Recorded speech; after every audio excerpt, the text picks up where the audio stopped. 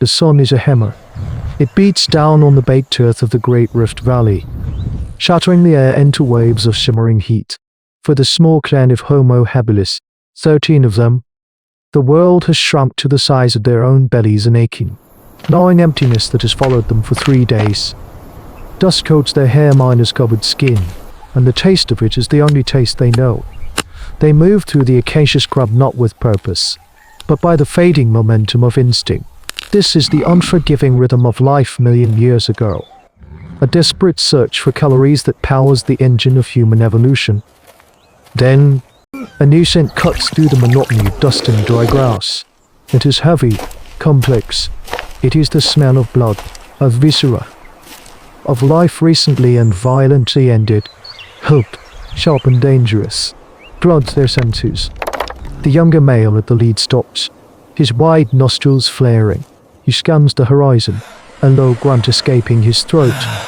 The others halt behind him, a chain reaction of caution. They are early humans, fragile nodes in a web of immense predators, and a scent this strong is both a promise and a warning. They follow it, moving low to the ground, their knuckles brushing the hot soil. The source is a fallen giant, maybe another IUM. It's strange. Down minus curving tusks buried in the dirt, lies on its side like a toppled hill. Its flank is a cavern of red meat, torn open. It is more food than they have seen in a lifetime. A fortune of fat and protein that could sustain them for weeks, fuel the growth of their children's hungry brains. For a breathless moment, there is only the overwhelming sight of salvation. But salvation is never left unguarded. Two shapes detach themselves from the shadow of the carcass, sleek, powerful, and patterned like the dappled light of the forest floor. Dinophelis, not true saber minus toothed cats, but no less lethal for it. One male, immense and scarred, lifts its head from the D and other IUMS belly, blood dripping from its jaw. Its partner, a slightly smaller female, watches the approaching hominid with an unnerving stillness. There is no snarl, no roar of aggression. There is only the calm, absolute confidence of an apex predator interrupted at its meal. The scent of hope coalesces into the stench of terror. The clan freezes. The chasm between them and the life minus giving meat is now a kill zone. Patrolled by fanged death, their simple ancient tools, the heavy, fist minus size stones they carry the dawn of old Owen technology, feel like children's toys against the casual lethality before them. The hard choice is laid bare to retreat back into the slow death of starvation, or to confront a force that could extinguish their small flame of consciousness in a single, brutal swipe.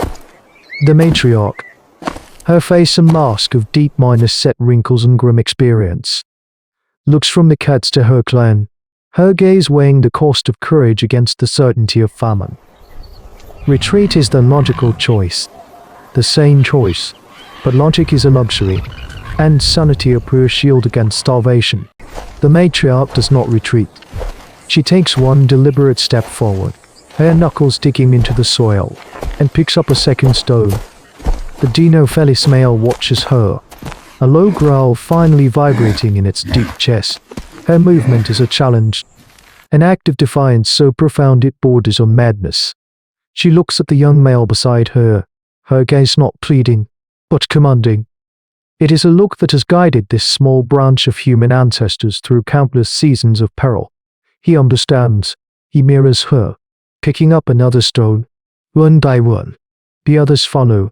The paralysis of fear breaks, replaced by the electric hum of a shared, desperate purpose. Then, she strikes her stones together, a sharp, loud CRACK that slices through the savannah's drone. It is an alien sound in this world of growls, hisses, and rustling grass. She does it again. The young male joins in. Then another, and another. Soon, the air is filled with a chaotic, percussive rhythm, a symphony of stone and fury. They begin to vocalize, not with words, but with sharp, guttural barks and hoots. A wall of sound aimed directly at the predators. This is one of the most ancient survival skills, the strength of the many against the power of the few. It is a primal, Desperate display of what will one day be called mobbing behavior. A strategy born from the terrifying realization that in this world, to be small and alone is to be dead. The cats are unnerved, the noise is disorienting. The unified aggression from these normally timid creatures, unsettling. The male dino fellows takes a step back, its ears flat against its skull. The female glances nervously into the scrubland behind them, perhaps sensing this is no longer a secure location for a long meal. Emboldened, the hominids advance, staggering, shouting, stone minus cracking line of defiance. The young male, flush with adrenaline, hurls his rock. It sails end over end, striking the ground short of its target. But the intent is clear. Another follows, then another. It is a blizzard of prone stones. Inaccurate but relentless. They are not trying to kill the cats. They are trying to break their nerve. To make the price of this meal too high. The core of their strategy is a profound piece of emergent intelligence, the understanding that the idea of a threat can be as powerful as the threat itself. This moment marks a pivotal chapter in the long, brutal story of prehistoric life. The larger cat lunges forward with a deafening roar, a final bid to reassert its dominance. The hominid line falters, almost breaks, but the matriarch holds her ground, her stone minus clacking growing louder. More frantic, her cries urging them on. The wave of sound and fury meets the roar and, for a heartbeat, holds it at bay, a will minus same stone. Thrown by the matriarch herself, strikes the male on the flank. It is not a wound, but it is an insult. It is a violation, and it is enough. With a final, frustrated snarl, the male turns, and with its mate, melts back into the acacia rays. They do not run, they withdraw, leaving the silence to crash back down upon the clan. They are left panting, their knuckles raw, their bodies trembling with the aftermath of adrenaline. Before them lies the mountain of meat. The clock is now ticking. The silence that follows their gambit is heavy, filled with the ghosts of roars. There is no celebration.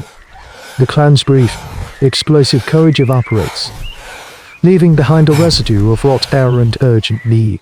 The matriarch grunts, a sharp, commanding sound that cuts through their exhaustion. She moves to the body of the fallen megafauna, her Uldo and chopper already in hand.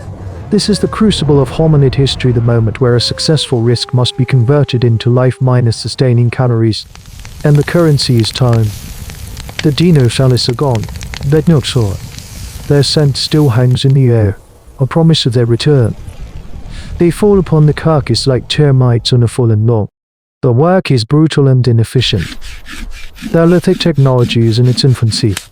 These are not fine blades, but heavy, crudely minus flaked stones designed for crushing and smashing.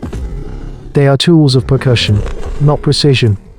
The matriarch shows a younger female how to strike a lead joint, not to cut the sinew, but to shatter the bone, exposing the rich, fatty marrow within. Another male uses the sharp edge of his chopper to saw agate lie at the thick hide, tearing away great strips of flesh. The sounds are wet, rhythmic, and gruesome, the thud of stone on bone, the tearing of muscle, the heavy breathing of desperate labor. This is the unglamorous truth behind the story of ancient humans and their rise. It is messy, exhausting, and born of necessity. They work as a single, coordinated entity. Two of the younger males do not join the butchering. Instead, they stand back minus to minus back, a few meters from the frenzy, acting as sentinels. Their fear is now a tool, their eyes scanning the shimmering horizon, their ears tuned to the slightest snap of a twig. They are the clan's early warning system. At the center of the activity, the children are kept close, watching, learning the most vital of lessons. An older male, his leg maimed from a long minus ago encounter, is handed the first prize, the D and other IUM's liver. Rich and bloody, the young female who gives it to him does so without hesitation. In this moment, anthropology is not an academic concept.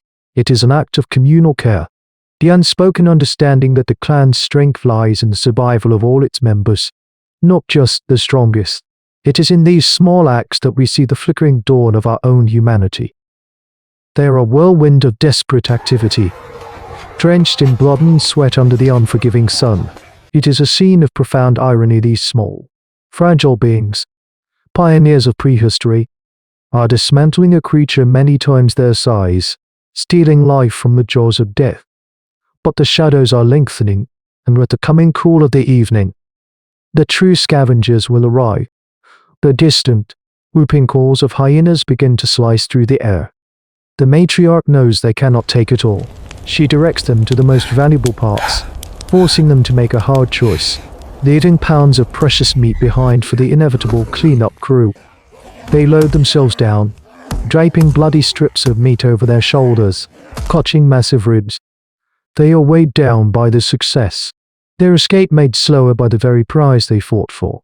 With one last, anxious look at the tree line, they turn and retreat, a small, poor street clan vanishing back into the landscape that is both their provider and their tomb. As dusk paints the sky in shades of ochre and violet, the clan finds refuge in a rocky overhang. The fire they cannot yet make is a distant dream. Safety is found only in stone on vigilance. They gnaw on raw flesh. The metallic taste of blood, a welcome reprieve from the blandness of roots and insects. We zoom out from this small tableau of survival, seeing it not as a singular event, but as a critical experiment in the laboratory of evolution. The coordinated noise, the thrown stones, the communal butchery, this was a behavioral blueprint, a dangerous hypothesis that proved successful. This single afternoon was a lesson, written in blood and adrenaline, that would be passed down not through language, but through imitation and instinct. It is a cornerstone of the evolution documentary of our species. Our ancestors first had to learn to stand together, pool their courage, and use their dawning intelligence as a weapon. Their greatest invention was not the stone chopper in their hands, but the unspoken trust that allowed them to face down giants. That desperate gamble on the sun-scorched plains that trust in each other is the bedrock on which all of our civilizations are built. The question that echoes from their fireless cave to our brightly lit world is simple. When the new giants appear, will we remember how to stand together? We are the dust of vanished worlds, telling the stories of the bones that made us.